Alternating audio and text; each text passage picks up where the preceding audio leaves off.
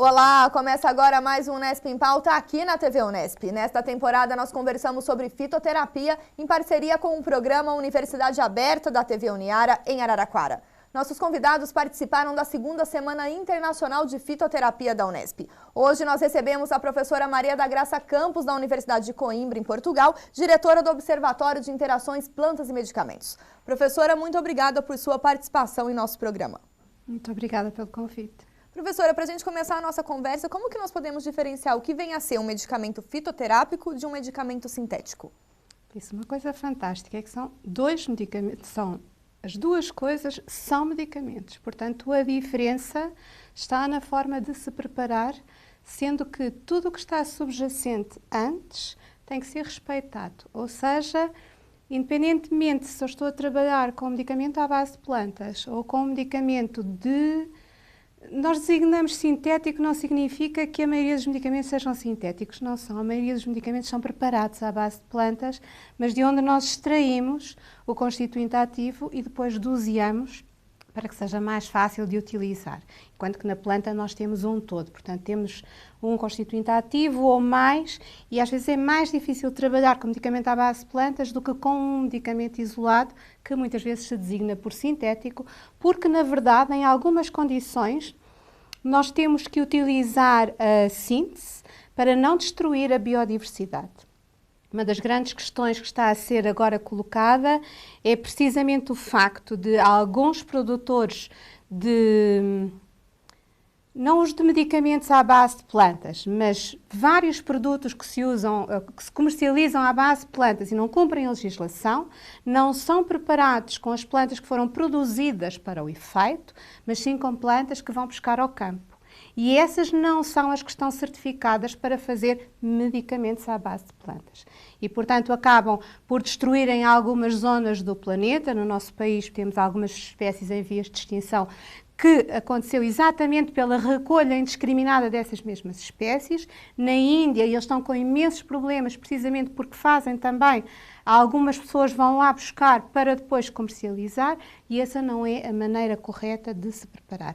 Nós temos sempre medicamentos, que designamos, no geral, fármacos, independentemente da origem com que vamos prepará-los, devem obter um rigoroso controle de qualidade, condições de eficácia, segurança, estar disponibilizados nas doses que são as corretas, com toda a informação sobre contraindicações, sobre interações planta-medicamento. Portanto, na gênese, a preparação de controlo é sempre a mesma, sendo que, quando temos medicamentos à base de plantas, nós podemos ter registros simplificados que estão previstos na legislação e que muitos se baseiam em consumo tradicional ou em plantas que já estão muito bem validadas para que possam ser usadas em terapêutica. A senhora comentou a questão da legislação, que seria muito importante seguir essa legislação. E o mundo, ele hoje cumpre a ideia de ter uma legislação para pensar na produção desses medicamentos à base de plantas? Essa é outra questão importante, porque nós, por exemplo, em Portugal temos, e na Comunidade Europeia também, em muitos outros países temos uma legislação para alimentos, uma legislação para suplementos alimentares, uma legislação para medicamentos à base de plantas, de uso tradicional ou não. Portanto, se quem produz e comercializa quer cumprir a legislação, só tem que seguir o que está efetivamente recomendado e preconizado pela comunidade internacional. O que acontece é que a população está convencida que não há a legislação e, portanto, que é preciso fazê-la, não é? Está feita, e compra indiscriminadamente vários produtos naturais com indicações terapêuticas que nem sempre estão validadas, aliás, muitas vezes não estão validadas, e muitas vezes compram até na internet, onde se vendem muitas substâncias que até em alguns países estão proibidas. E qual seria o risco disso, professora, desse consumo, dessa compra, desse consumo dessa forma? Os riscos são vários e podem ir até à morte. Não é? Portanto, não é algo com que se possa brincar, porque efetivamente posso estar a induzir, ou a pessoa pode estar a consumir um determinado produto natural convencida que está a fazer, imaginemos uma prevenção, e esse produto natural pode estar a desencadear-lhe uma determinada doença, uma determinada patologia. Se interagir com medicamentos, pode até conduzir, até mesmo essa própria planta, se for uma planta tóxica, dependente da dose, pode gerar uma hepatotoxicidade, uma hepatotoxicidade renal e pode conduzir à morte, obviamente. A senhora coordena, é diretora, né, do Observatório de Interações Plantas-Medicamentos. E qual que é a importância de se trabalhar pensando nessa interação?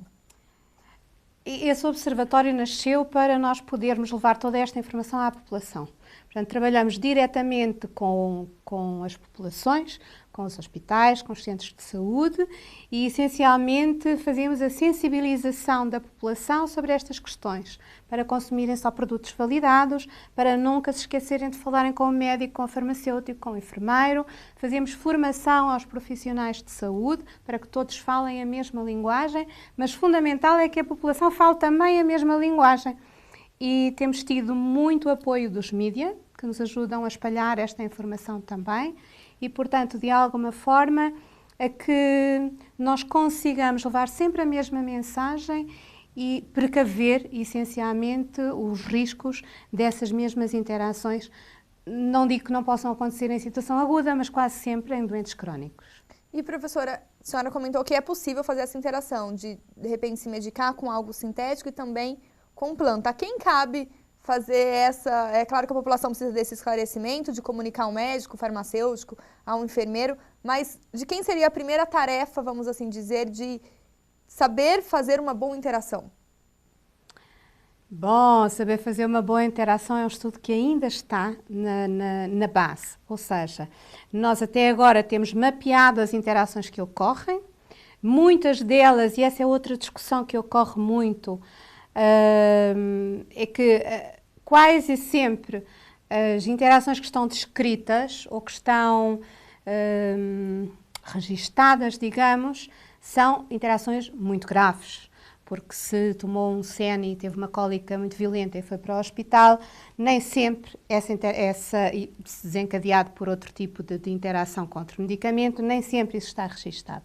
Se morreu e se conseguiu determinar, então sim aparece essa interação. Isso não significa que não haja muitas outras. Portanto, nós para já, a nossa função é prever que as situações graves aconteçam e também que as outras menores, se tem uma alteração de pressão arterial, porque entretanto misturou um antihipertensor com um estimulante, por exemplo, nós alertamos e vamos controlando o doente. Mas, em algumas circunstâncias, nós estamos a perceber que podemos usar algumas interações para diminuir a dose do medicamento e usar racionalmente a planta medicinal. Por isso, para nós, esse será o futuro da investigação que está agora a começar, porque efetivamente o nosso planeta está muito contaminado com os metabolitos dos medicamentos e é muito importante que a população reduza ao mínimo o consumo de medicamentos e por vezes duplicam, não cumprem as doses, enfim, há uma série de erros na racionalização do consumo de medicamentos que tem que ser resolvido a nível mundial para que nós possamos começar a descontaminar o nosso planeta desses mesmos resíduos e ao mesmo tempo não podemos estar a crescer em plantas medicinais porque vamos fazer a mesma coisa, também há metabolitos, muitos deles similares àqueles que nós temos nos medicamentos que designamos de síntese, porque, por exemplo, a morfina tanto é extraída para o uso farmacêutico do ópio, que nós cultivamos a planta, extraímos o ópio e doseamos para medicamento, como podemos preparar por síntese. Portanto, isto da síntese, depois a nível do metabolito, o que vamos obter são os mesmos metabolitos nos nossos lençóis freáticos, na água que bebemos muitas vezes. Por isso não podemos baixar o consumo de medicamentos e aumentar plantas medicinais, porque vai ser mais do mesmo. Temos é que controlar o consumo racional de ambos em situações que efetivamente são necessárias e fazer o máximo de controle da patologia, digamos, da doença, para que se possam usar níveis mínimos destas substâncias. Professor, e como fazer que haja essa erradicação, vamos assim dizer, de um uso indiscriminado de medicamento? Cabe a quem? Cabe ao governo fazer esse tipo de conscientização, à universidade, às escolas? Eu acho que cabe a todos. Primeiro porque tem que haver uma responsabilização da população. Nós, efetivamente, todos temos direito a sistemas nacionais de saúde, que funcionam muito bem na generalidade. Infelizmente, ainda hoje temos populações que não têm acesso a esses sistemas, portanto, a tendência é que, efetivamente, todos tenhamos direito à saúde, mas também temos, ao mesmo tempo, que perceber que a situação de doente não é uma situação ideal. Por isso, nós temos que trabalhar muito na eliminação da causa que nos torna doentes, para que, efetivamente, possamos reduzir essa situação e reduzir, ao mesmo tempo, o consumo de medicamentos. Não me parece que, vindo de cima, seja a melhor estratégia. Eu acho que temos que vir da base, porque é o próprio consumidor, conjuntamente com os profissionais de saúde, que tem que perceber as estratégias para, efetivamente, poder prevenir as doenças e para se manter saudável. Porém, deve ser, obviamente, financiado pelas estruturas competentes, sendo do governo ou outras estruturas que possam, efetivamente, fazer esse acompanhamento. É importante desmistificar que esta situação não tem em vista a redução de custos de medicamentos. Até porque fala-se muito hoje no consumo de plantas medicinais, porque são mais baratas, mas se nós formos ver ao mercado, e basta uma pequena consulta no Google, no Dr. Google, e vamos encontrar aí uma série de plantas medicinais caríssimas. E se formos ver os medicamentos respectivos, e não estou a defender a indústria farmacêutica, muito antes pelo contrário, se formos ver os medicamentos respectivos para as mesmas doenças, normalmente até são mais baixos. Portanto, nós estamos a falar desta questão.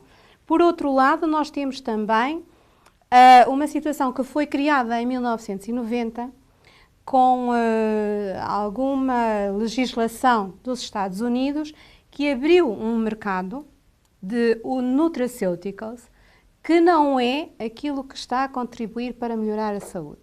Na verdade, o que se faz aí é fugir de alguma forma à legislação dos medicamentos à base de plantas e vendê-los como suplementos alimentares. Um medicamento, um fármaco, não é um suplemento alimentar. E, portanto, deve ser utilizado, recomendado por profissionais de saúde, acompanhado, se for, uma melissa, uma camomila, um funcho, que pode ser utilizado em casa, mas deve ser sempre, por exemplo, uma porta aberta, que são as farmácias, sempre alguma informação, porque depende da população a quem vai ser dado, digamos, o chá, a infusão, que pode não ser simples, porque depende da situação da pessoa, não é? Portanto, tudo isso tem que ser muito bem ponderado e balanceado para que haja o uso correto dessas substâncias. E que a gente consiga, professora, ter esse nível de conscientização necessário para um bom uso dessas plantas medicinais e também de todos os outros medicamentos em prol da saúde da população. Muito obrigada. Obrigada eu. O Unesp em Pauta fica por aqui. Se você quiser rever este programa e saber um pouco mais sobre fitoterapia, acesse o nosso site. Obrigada pela companhia e até mais.